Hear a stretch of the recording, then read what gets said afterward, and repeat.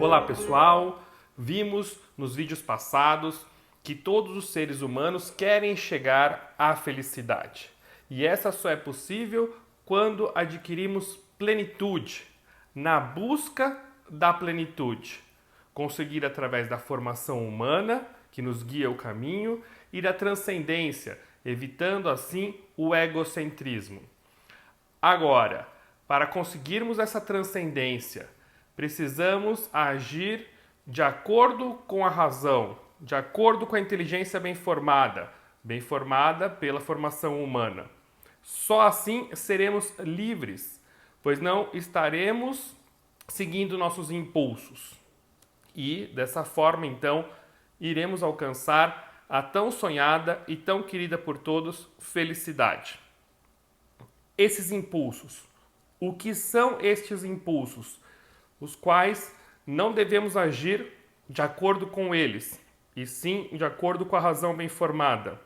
Os impulsos podem ser, num primeiro momento, a fuga da dor, fugir daquilo que custa, daquilo que é mais trabalhoso, ou a busca do prazer, buscar o que é mais agradável. Também entrariam aqui as vontades de satisfazer as necessidades pessoais. Eu me coloco em primeiro lugar, independente do que devo fazer, do que a inteligência me mostra como um outro caminho.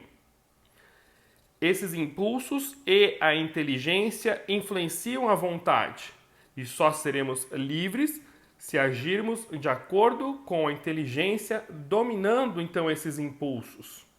Isso vimos em vídeos anteriores. Mas algumas pessoas poderiam perguntar: será que eu serei feliz dominando os meus impulsos? Não seria melhor seguir pela minha inclinação natural, pelo que pede aqui a minha natureza? Não seria melhor deixar essa minha natureza se manifestar? Bom, se essa dúvida não ficou clara ainda, vale a pena voltar e assistir os vídeos da playlist de formação humana. Já entramos em detalhes sobre vários assuntos que nos ajudariam a responder essa dúvida. Agora, sim, vale a pena dominar os impulsos e agir de acordo com a reta razão, com a razão bem formada. E posso resumir aqui em duas respostas. Primeiro, por experiência pessoal de cada um de vocês. Pense quando você se guiou apenas pelos seus impulsos. Quando você tomou uma atitude baseada nos seus impulsos. Na fuga da dor, na busca do prazer ou na busca da satisfação pessoal. Qual foi o saldo final? Foi um saldo maior de satisfação ou você não ficou contente com o resultado? Imagine situações já ocorridas na sua vida, quando você precisava levantar para fazer algo, entregar um relatório, um estudo, fazer algo que você tinha combinado com alguém e se deixou dominar pelo sofá, pela cama, que estava mais confortável naquele momento. Pense em alguma situação quando você agiu no impulso, tratando alguém mal, na raiva, quando você foi contrariado e você rapidamente reagiu a essa provocação ou essa contrariedade. Pense nas situações em que você se colocou em primeiro lugar, como a pessoa mais importante, mesmo que para isso você teve que passar por cima de outros. Passado algum tempo, qual foi o saldo? Qual foi a sua sensação? O que você achou dessas suas atitudes? Você ficou contente com o que resultou daí? Ou não ficou nem um pouco satisfeito e pensou: deveria ter me controlado, deveria ter controlado os meus impulsos e deveria ter agido de uma maneira correta para a situação? Então esse é o primeiro ponto, onde você mesmo pode responder essa dúvida baseado em suas experiências pessoais. Uma segunda resposta seria não partir do zero. O que eu quero dizer com isso? Todas as ciências evoluíram ao longo do tempo. A biologia foi crescendo e evoluindo ao longo dos séculos, o direito, a medicina, todas as ciências. E quando você se põe a estudar uma ciência, você não vai começar a descobrir as coisas do zero. Você vai começar estudando o que já fizeram em relação a essa ciência. Ninguém gostaria de passar em consulta com um médico que não estudou nada do que se sabe já sobre as práticas médicas. Algum médico que está inventando a medicina a partir do zero, a partir de suas experiências pessoais. Acho que isso fica muito claro. O mesmo podemos dizer em relação à filosofia. Considerando que a filosofia é uma ciência que busca a verdade do ser, e já tratamos isso aqui no canal também, a filosofia evolui como ciência, assim como todas as outras. Precisamos ver a que conclusões, a que resultados os filósofos chegaram em relação à busca da felicidade e o domínio dos impulsos, agindo pela razão bem formada. Esse assunto, a felicidade, a busca da sua felicidade, é um assunto muito sério para agirmos de qualquer forma, para fazermos experiências, para desconsiderarmos não só experiências vividas anteriormente por nós mesmos, mas também tudo o que já foi estudado e dito em relação a esse assunto. Nessa aula em concreto, irei citar bastante o grande filósofo Aristóteles. E o que vai nos guiar aqui nesse vídeo é a sua obra Ética a Nicômaco. Nessa obra, Aristóteles fala muito sobre as virtudes. O que são as virtudes? Primeiro, já falamos no vídeo anterior, ninguém quer ser uma má pessoa. Todos nós queremos ser bons. Todos nós, se pararmos para pensar, quando alguém pede ajuda, logo vamos responder, é claro que eu ajudaria. Se eu preciso fazer algum trabalho e alguém pergunta, você faria esse trabalho? Claro que eu faria. Se apresentasse essa ocasião na minha frente, eu iria agir de uma forma correta. Eu iria tratar melhor as pessoas. Eu iria ser mais controlado em questões, por exemplo, iria comer de forma equilibrada, não iria exagerar na comida, eu iria ser mais estudioso. Isso é o que todos nós queremos. Ninguém quer ser o contrário disso. Mas por que não agimos assim? Porque deixamos nos dominar pela raiva, pela preguiça, pela intemperança. A resposta está nos vícios. Os vícios seriam o contrário das virtudes. As virtudes nos guiam para o correto. Os vícios nos guiam para o errado. A palavra vício aqui, ela se refere ao contrário de virtude e não a algo que nos vicia, como tratamos no vídeo do sentido, a busca do sentido, onde o vazio pode se manifestar pela adicção, por vícios. Mas se pararmos para pensar, assim como as virtudes fazem a pessoa crescer, os vícios também acabam dominando o ser humano e, entre aspas, os viciando. Então, a virtude nos levaria ao lado correto. Agora, o que é esse lado correto? Qual é o lado correto? Vamos ver daqui a pouquinho mais uma vez. Segundo Aristóteles, as virtudes são uma disposição para a prática do bem que se adquire com o hábito. Quando uma situação se apresenta, inicialmente temos a tendência de agir por impulso.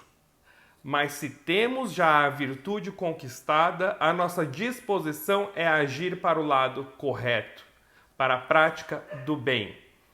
E só conseguimos isso com o hábito, com a prática.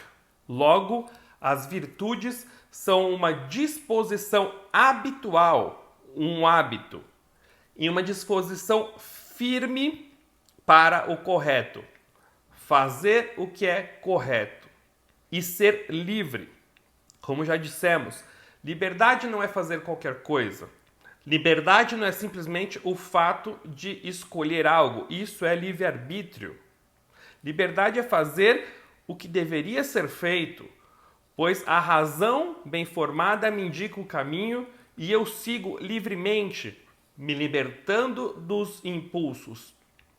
Ou seja, agir de acordo com a verdade, disposição habitual e firme para o correto, agindo de acordo com o que deve ser feito, de acordo com a verdade. Mas o que seria essa verdade? O que seria o correto a ser feito? Já falamos, a verdade não é algo relativo. É claro, se pararmos para pensar, que a verdade sendo relativa não faz muito sentido. Além do que, teríamos que ter uma força externa que nos guiasse para um bem comum. E essa força seria, então, dada por alguém. Alguém definiria qual seria esse caminho. Agora, a verdade é uma propriedade do ser. O que devo fazer? O que é o correto? Agir de acordo com a verdade, de acordo com a natureza do ser humano. O que é o ser humano? O que devo fazer? Faz parte da natureza humana buscar a honestidade, buscar a caridade, buscar ser uma pessoa melhor e adquirir virtudes. Poderia dar um exemplo aqui em relação a isso que estamos falando. Imagine que você queira usar o seu secador de cabelos, mas você não sabe se ele é 110 ou 220. Em que tomada ligar o secador? Com certeza, ninguém responderia. O secador é meu, eu faço o que eu quero, eu ligo na tomada que eu quiser. Bom, se você não sabe qual a voltagem do seu aparelho, ou você procura no próprio aparelho ou no seu manual. No caso, nós temos aqui o manual dizendo que a voltagem é 110 e não 220. Também, com certeza, ninguém falaria: quem fez esse manual? Quem escreveu esse manual? Isso é um absurdo. O secador é meu. Eu não irei me submeter a uma regra imposta por um simples manual. Então eu vou pegar o meu secador e vou ligar no 220. Bom, todo mundo sabe o que vai acontecer. Percebam que a lei moral, a ética, não é algo imposto por alguém. Quando buscamos a verdade do ser, quando buscamos o que é aquele ser, o que é o ser humano, entre aspas, fazendo a correlação, o ser humano tem a sua voltagem. E se nós ligarmos ele em qualquer voltagem, de qualquer jeito, porque achamos que somos donos da natureza, nós determinamos a verdade, bom, iremos queimar. A ética não é uma imposição. Devemos, através da formação humana, buscar a natureza do ser, utilizando a ciência da filosofia para sabermos o caminho correto a ser tomado. Bom, podemos ainda citar como exemplo alguns filósofos, no caso aqui vou citar um, que entendia a liberdade de uma forma errada. A liberdade seria o livre-arbítrio, fazer o que você quisesse. Por que ele entendia isso? Porque o ser humano não tinha essa natureza. O ser humano não tinha uma essência, segundo suas teorias. O ser humano era só as suas manifestações, só como ele agia, como se comportava. Não existia uma natureza humana. É essa natureza que estou falando que devemos buscar, procurar e estudar. Como não existe uma essência, não existem valores a serem preservados. Não existem valores, não existem referências. Seja livre, faça o que você bem quiser. Mas se eu for fazer o que bem quiser, o que devo fazer? Por onde seguir? Ou seja, segundo Jean-Paul Sartre, a liberdade humana revela-se numa angústia. O homem angustia-se diante de sua condenação à liberdade. O homem está condenado a ser livre. Essa liberdade é terrível. Por isso, o homem é uma paixão inútil. Viver é uma náusea. A que ponto chegamos? Não só, também como eu falava em relação à verdade, não só podemos entender que a verdade não pode ser relativa, porque isso é uma coisa um pouco óbvia, como também seria muito perigosa. E agora podemos entender também que a liberdade não é simplesmente o fato de escolher, e se fosse isso, que terrível seria. Como isso nos angustiaria, pois não teríamos referências, padrões, parâmetros, como deveríamos guiar a nossa vida. Voltando então às virtudes, as virtudes nos guiariam ao que é correto, de acordo com a formação humana. Uma disposição habitual e firme para fazer o que pede a natureza do ser humano. Assim, com a virtude, seria muito mais fácil seguirmos o que deveríamos fazer, seguindo o caminho indicado pela inteligência bem formada, controlando os impulsos, onde muitas vezes não podemos fugir do que custa, não devemos buscar só o agradável, não devemos só satisfazer as nossas necessidades pessoais. Como consequência, temos que as virtudes são hábitos dignos de louvor. O ser humano cresce com as virtudes, adquire plenitude e, consequentemente, chega cada vez mais próximo da felicidade. A virtude permite à pessoa não somente praticar atos bons, mas dar o melhor de si mesma. Com a virtude fica mais fácil fazer o que devemos fazer e também daremos o melhor de nós mesmos. Dizia Aristóteles na sua obra Ética Nicômaco: assim, a virtude é uma disposição do caráter relacionada a uma escolha deliberada e ocupa uma posição central em relação a nós, a qual é determinada pela razão e determinaria o homem dotado de sabedoria prática. Em relação a nós, a virtude nos dá a sabedoria prática. Não temos só a teoria. A formação humana nos dá a teoria, o que é certo fazer. E muitas vezes, em muitas ocasiões, nós sabemos o que é certo, como aqueles exemplos que eu dei no começo desse vídeo. Você sabe que você precisa se levantar e fazer o que deve ser feito. Você sabe que você não pode ser grosseiro com as pessoas. Mas por que você não segue dessa forma?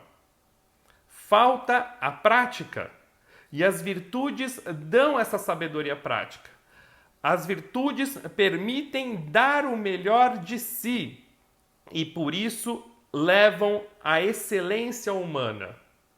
Serei uma pessoa melhor conforme eu for adquirindo as virtudes. E como chegar, então, as virtudes? Continua Aristóteles no mesmo texto já apresentado. Mas é um meio termo entre dois vícios, um pelo excesso e outro pela falta. As virtudes são um meio termo entre dois vícios. A virtude não é só o oposto do vício. A virtude está no meio. Está entre dois vícios. Um onde existe um excesso e outro onde existe uma falta. Devemos buscar a virtude nesse meio termo. E ao longo de sua obra, Aristóteles discorre sobre várias virtudes e dá exemplos sobre as virtudes e seus correspondentes vícios, por excesso ou por falta. Podemos citar aqui alguns exemplos dados na obra Ética Nicômaco. A primeira, a virtude da coragem. O vício que corresponde a uma falta de características dessa virtude, Aristóteles chama de medo. Poderíamos chamar de covardia. E o excesso, a temeridade. A coragem não é só não ser covarde, que seria a falta. Também não devemos ser temerários, fazer qualquer coisa sem pensar nos riscos, nas consequências. Aquele que se mete em qualquer situação sem pensar nas consequências, esse não é corajoso, esse não tem a virtude. Esse tem o vício da temeridade, que também deve ser combatido. Vejam que a virtude da coragem está no meio. Uma outra virtude citada por Aristóteles, a liberalidade. Podíamos chamar atualmente essa virtude de generosidade. Os seus vícios, por falta e excesso, seriam a avareza e a prodigalidade. A pessoa generosa é aquela que divide o que é seu, que ajuda o mais necessitado, que não se prende só ao material para si. De novo, pensando aqui no egocentrismo. Essa seria a avareza. Mas também é responsabilidade minha cuidar dos meus bens. Esses bens irão me elevar como pessoa. Eu devo ajudar os outros, eu devo dividir. Mas eu não posso ser pródigo, aquele que desperdiça, que não dá valor nenhum às coisas. Isso também não é virtude. Uma outra virtude seria a temperança. Aristóteles diz na sua obra que são poucas as pessoas que têm falta de características para viver a temperança. Geralmente as pessoas exageram. E aí seriam as intemperantes. Pela falta, Aristóteles chama de insensíveis. A temperança me guia em buscar o que é bom, o que é agradável, de uma forma correta. Pensemos, por exemplo, no controle da alimentação. Aquele que come sem medida, ou mesmo de bebidas, que bebe sem medida, acaba evoluindo inclusive com males físicos, obesidade ou alcoolismo. Por isso, a virtude da temperança é tão importante e mais para frente vamos falar um pouquinho sobre ela de uma forma mais detalhada. Uma outra virtude apresentada por Aristóteles seria a veracidade. Hoje poderíamos chamar de humildade. Uma virtude pouco conhecida ou conhecida de uma forma errada. Por isso que o termo usado por Aristóteles, veracidade, talvez explique melhor o que significa a humildade. A falta de características da veracidade seria a reticência e o excesso, a arrogância, que poderíamos chamar de soberba. Aristóteles chama a humildade em sua obra de veracidade, porque a humildade é a verdade, aquilo que realmente a pessoa é. Por isso que a falta de características da veracidade levaria à reticência. A pessoa que acha que não pode fazer nada, que não pode ajudar ninguém, que não sabe nada. Muito pelo contrário, podemos ajudar os outros com o nosso conhecimento, com a nossa formação, na nossa profissão, mas isso não nos torna pessoas melhores a ponto de julgarmos os outros como inferiores. Essa seria a arrogância, ou podemos chamar de soberba, que não corresponde à veracidade, à verdade. Então, não corresponde à virtude da humildade. Esses seriam só alguns exemplos onde mostramos o que Aristóteles quer dizer com a virtude está entre dois vícios, um caracterizado pela falta e o outro pelo excesso. As virtudes morais são, por natureza, destruídas pela falta e pelo excesso.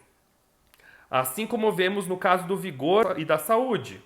De fato, o vigor é perdido tanto pelo excesso como pela falta de exercícios.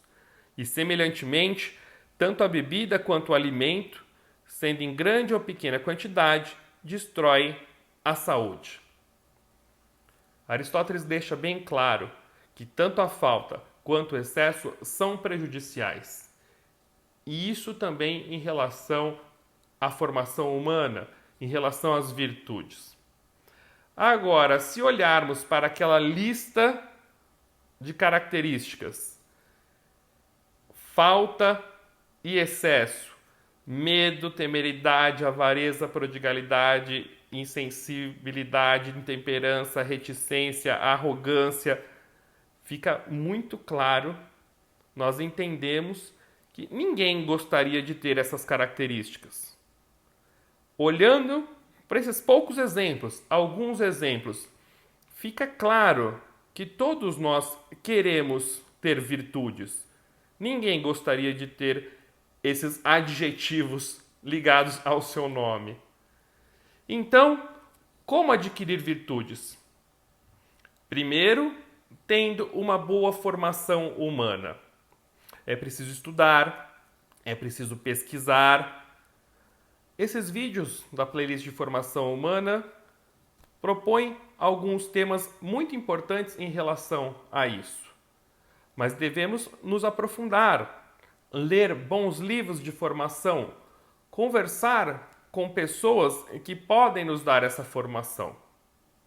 Um segundo ponto é a prática de atos nobres. A virtude é a disposição para a prática de atos nobres, para a prática do bem, do que é o correto. Então, devemos praticar. Quando uma situação se põe à nossa frente, devemos parar e pensar o que é correto e fazer o que é correto. Em cada virtude, devemos ter a prática das características que nos levem ao correto. A posição entre os dois vícios.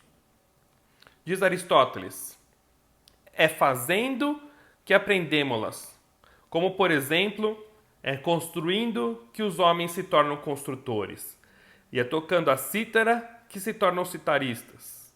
Assim também, é praticando as ações justas que nos tornamos justos, e as ações moderadas que nos tornamos moderados, e as ações corajosas que nos tornamos corajosos. É praticando atos bons que alcançamos as virtudes. É praticando atos virtuosos que vamos adquirir esse hábito e vamos nos tornar virtuosos. Um terceiro ponto é o esforço. Praticar atos virtuosos custa, porque devemos lutar contra o nosso impulso, lutar para não cair no mais agradável, lutar para fazer algo que nos custa, lidar contra o nosso egocentrismo, o nosso egoísmo, não colocando as nossas necessidades em primeiro lugar. Diz Aristóteles. Além disso, toda virtude é gerada e destruída pelos mesmos princípios e pelos mesmos meios, e semelhante também à arte, pois é a partir do tocar a cítara que são gerados tanto os bons quanto os maus citaristas. De modo análogo, também para os construtores de casas e todas as demais artes, pois a partir do construir bem, haverá bons construtores de casas e a partir de construir mal, maus construtores. De fato, se não fosse assim, nem haveria necessidade de um instrutor, mas todos viriam a ser bons ou maus. É assim também em relação às virtudes. Ou seja, é praticando que se adquire a perfeição. Praticando atos nobres que chegaremos às virtudes.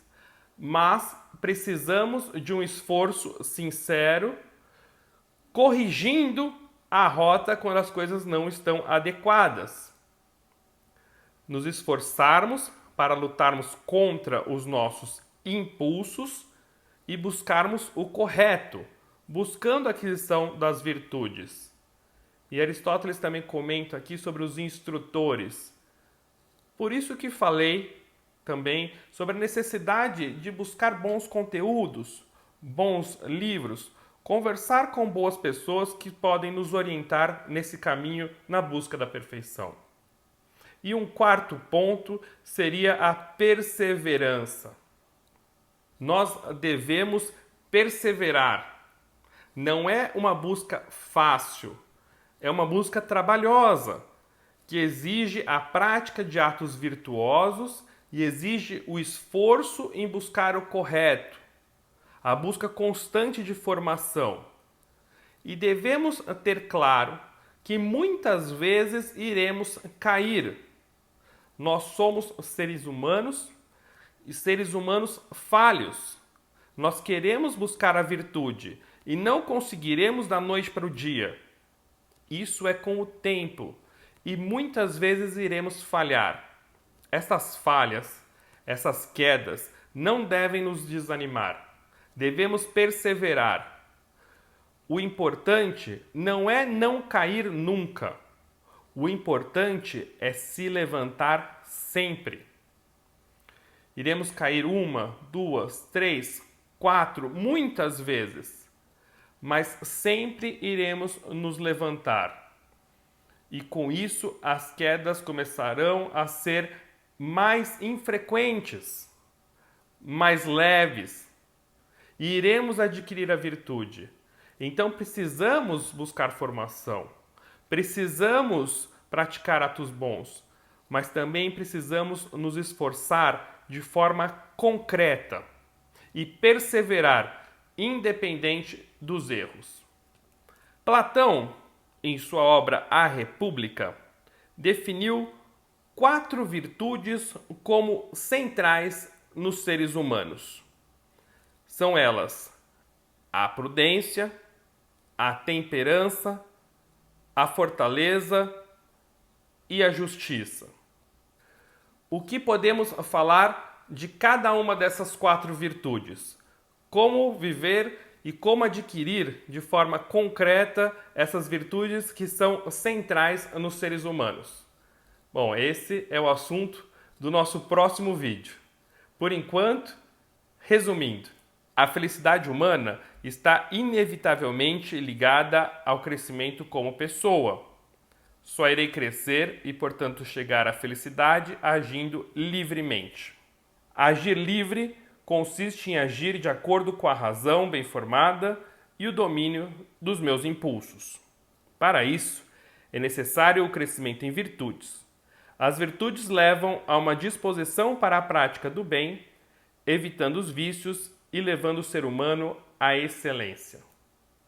A virtude consiste no meio termo entre 2 vícios. Elas devem ser adquiridas pela formação humana, pela prática de atos nobres, pelo esforço e pela perseverança. Deixem aqui os seus comentários ou enviem suas dúvidas pelo direct do Instagram. Devemos pensar: busco o crescimento como pessoa através da luta constante e concreta por ser uma pessoa melhor, sem desanimar com as quedas, sabendo que disso depende a minha felicidade? Até a próxima, pessoal!